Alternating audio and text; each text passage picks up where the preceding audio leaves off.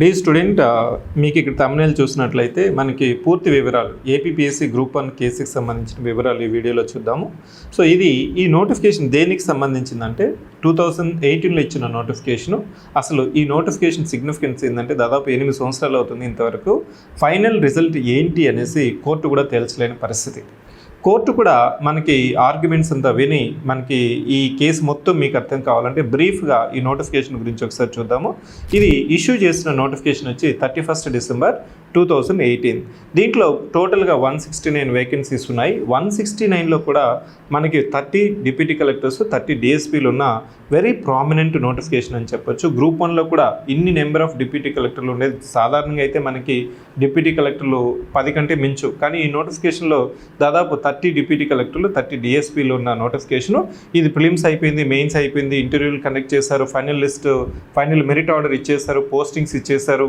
Postings ఇచ్చేసిన తర్వాత కూడా ఇప్పుడు ప్రజెంట్ స్టేటస్ ఏంటి అనేది ఒకసారి గమనించినట్లయితే మనకి క్లియర్గా ఈ నోటిఫికేషన్లో మొత్తం ఈ నోటిఫికేషను ఇష్యూ చేసినప్పటి నుంచి ఇప్పటి వరకు మీరు గమనించినట్లయితే మెయిన్ పాయింట్ ఆఫ్ డిస్కషన్ ఏంటంటే దీనికి మెయిన్స్ ఎగ్జామ్స్ వచ్చి డిసెంబర్ 2020లో జరిగింది. సో మెయిన్స్ అయిపోయింది, ఇబ్బంది లేదు. మెయిన్స్ అయిపోయిన తర్వాత మనకి అనుకునే ప్రతికూల పరిస్థితులు ఏంటంటే కోవిడ్ వచ్చింది, కరోనా వైరస్ వచ్చిన తర్వాత కోవిడ్ వచ్చింది. మనకి కరెక్షన్ చేసేటప్పటికంతా ఏపీపీఎస్సీ ఏం డిసిషన్ తీసుకునిందంటే మాన్యువల్ కరెక్షన్ ఇప్పుడు పాసిబుల్ కాదు కాబట్టి డిజిటల్ కరెక్షన్ చేద్దామనేసి డిజిటల్ ఎవాల్యుయేషన్ చేశారు. దాన్నే ఫస్ట్ ఎవాల్యుయేషన్ అంటారు. ఈ నోటిఫికేషన్ సంబంధించి జనరల్గా మీ యొక్క ఇన్ఫర్మేషన్ కోసం 3 సార్లు కరెక్షన్ జరిగింది. దీన్ని ఎవాల్యుయేషన్ అంటాము. సో ఫస్ట్ ఎవాల్యుయేషన్ వచ్చి డిజిటల్ ఎవాల్యుయేషన్. డిజిటల్ ఎవాల్యుయేషన్ అయిపోయిన తర్వాత మనకి మెరిట్ లిస్ట్ ఇచ్చిన తర్వాత అంటే ఇంటర్వ్యూకి క్వాలిఫై చేసిన తర్వాత కొంతమంది అభ్యర్థులు హైకోర్టుకి వెళ్ళి సో హైకోర్టులో పిటిషన్ వేస్తారు. ఏం పిటిషన్ వేస్తారంటే సార్ ఈ నోటిఫికేషన్లో డిజిటల్ కరెక్షన్ లేదు కదా, మేమేమో నోటిఫికేషన్లో డిజిటల్ కరెక్షన్ అని చెప్పలేదు, రాసేటప్పుడు మీరు గమనించాల్సింది బ్లూ పాయింట్ అయినా బ్లాక్ అయినా మనం రాయొచ్చు.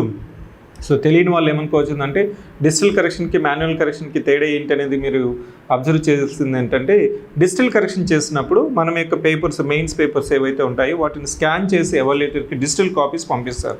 అదే ఫిజికల్ కాపీలో మనము కరెక్షన్ చేసేటప్పుడు అదే కాపీస్ని మనము డిజిటలైజేషన్ చేసినప్పుడు there will be loss of information. అంటే ప్రజెంటేషన్ కావచ్చు, స్కాన్ చేసేటప్పుడు కావచ్చు, ప్రాపర్గా నీకు మాన్యువల్ కరెక్షన్కి డిజిటల్ కరెక్షన్లోకి ఆ పీడిఎఫ్లు అనేది స్కానర్డ్ కాపీస్ అనేది ప్రాపర్గా స్కాన్ చేయకపోయినా లైట్ పెన్స్ యూస్ చేసినా లేదు బ్లాక్ పెన్స్ యూస్ చేసిన వాళ్ళకి ఆ డిజిటలైజేషన్ చేసేటప్పుడు లాస్ ఆఫ్ ఇన్ఫర్మేషన్ తక్కువ ఉండటము, ఇవంతా ఏమవుతుందంటే కరెక్షన్ చేసేటప్పుడు because of loss of information while doing the digitalization వల్ల వాళ్ళ యొక్క ప్లస్ ఆర్ మైనస్ మార్క్స్ అనేది పోతాయి. కాబట్టి డిజిటల్ ఎవాల్యుయేషన్ కరెక్షన్ చేసి రద్దు చేసి మాన్యువల్ ఎవాల్యుయేషన్కి ఆర్డర్ ఇవ్వమనేసి హైకోర్టుని అప్రోచ్ అయ్యారు. హైకోర్టు కూడా ఏం చెప్పిందంటే సో డిజిటల్ ఎవాల్యుయేషన్ నోటిఫికేషన్లో లేదు కాబట్టి మాన్యువల్ కరెక్షన్ చేసి మళ్ళీ లిస్ట్ ఇవ్వమనేసి ఆర్డర్ ఇచ్చింది. సో ఇక్కడే మనకు వచ్చిన మెయిన్ డిబేట్ అండ్ డిస్కషన్ ఇప్పుడున్న సిట్ నివేదిక కావచ్చు, ఆర్డర్ చేసిన ఈ ఫోరెన్సిక్ రిపోర్ట్ కావచ్చు, తుది నివేదిక కావచ్చు, ఇవంటే ఏంటంటే so second evaluation, third evaluation. Sir second third ఎందుకంటే సెకండ్ థర్డ్లో సో ఇక్కడ మీకు మెయిన్ చర్చ అంతా కూడా సెకండ్ ఎవాల్యుయేషన్ మీదే. థర్డ్ ఎవాల్యుయేషన్ మీద ఏమైందంటే సెకండ్ ఎవాల్యుయేషన్లో మనకి ఒక రిసర్చ్లో కరెక్షన్ జరిగింది అనేది ఒక ఆర్గ్యుమెంట్, లేదు కరెక్షనే జరగలేదు అనేది ఇంకోటి, లేదు అక్కడ కరెక్షన్ చేసేటప్పుడే మనకి కొంతవరకు మ్యానిపులేషన్ జరిగింది అనేసి కూడా కొంతవరకు సిట్ నివేదికలో మనకి కొంతవరకు కాదండి, సిట్ నివేదికలో దాదాపు 90% ఆడిట్ చేసిన రిపోర్ట్స్లో 90% ఈ మిస్ మ్యానిపులేషన్ ఉంది. 90% మ్యానిపులేషన్ ఉంది. వైటనర్ యూస్ చేశారు, అసలు కరెక్షన్ జరగకుండానే వాల్యుయేషన్ చేస్తారని ఒక స్పెషల్ ఇన్వెస్టిగేషన్ టీంలో రిపోర్ట్ ఇచ్చారు.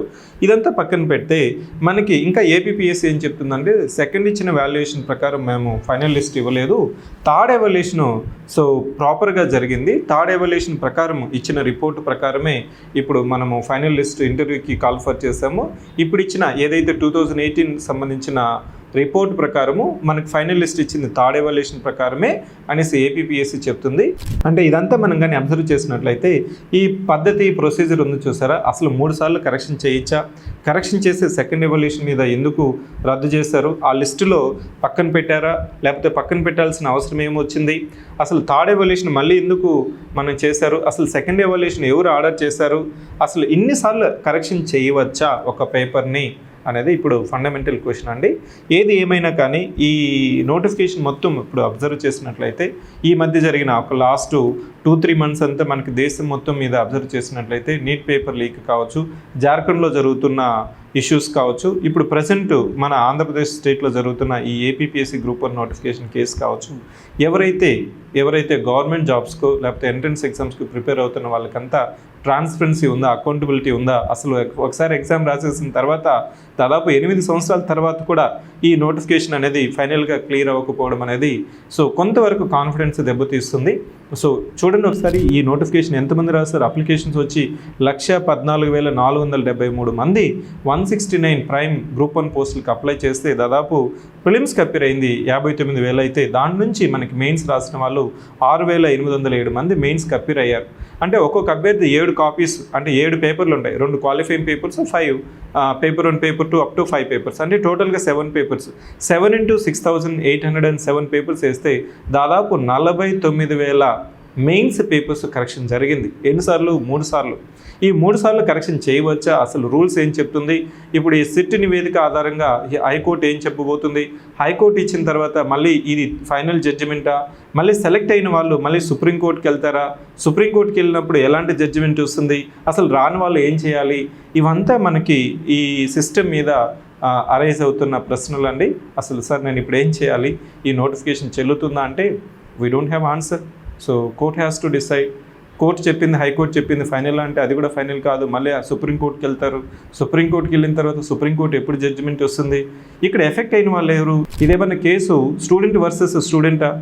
ఇది స్టూడెంట్ వర్సెస్ స్టూడెంట్ కేసు కాదండి, ఇది సిస్టమ్ వర్సెస్ సిస్టమ్. ఈ సిస్టమ్ వర్సెస్ సిస్టంలో బలైంది ఎవరంటే ఎవరైతే ప్రిపేర్ అయ్యారో, రాశారో, సెలెక్ట్ అయినారో, సెలెక్ట్ అవ్వని వాళ్ళు, ఇప్పుడు అప్కమింగ్ మళ్ళీ ప్రిపేర్ అవుతున్న వాళ్ళు, ఇవంతా ఏంటంటే ఇప్పటికైనా ఏపీపీఎస్సీ ప్రతిసారి ఏం చెప్తామంటే ఇప్పటికైనా నెక్స్ట్ టైం అయినా అసలు ఏంటండి ఇన్ని సంవత్సరాలు మనకి సిస్టమ్స్ ఏర్పాటైనాయి. యూపీఎస్సీ ప్రాపర్గా కండక్ట్ చేస్తుంది కదా. ఏపీపీఎస్సీ కావచ్చు, టీజీపీఎస్సీ కావచ్చు, జార్ఖండ్ పబ్లిక్ సర్వీస్ కమిషన్ కావచ్చు.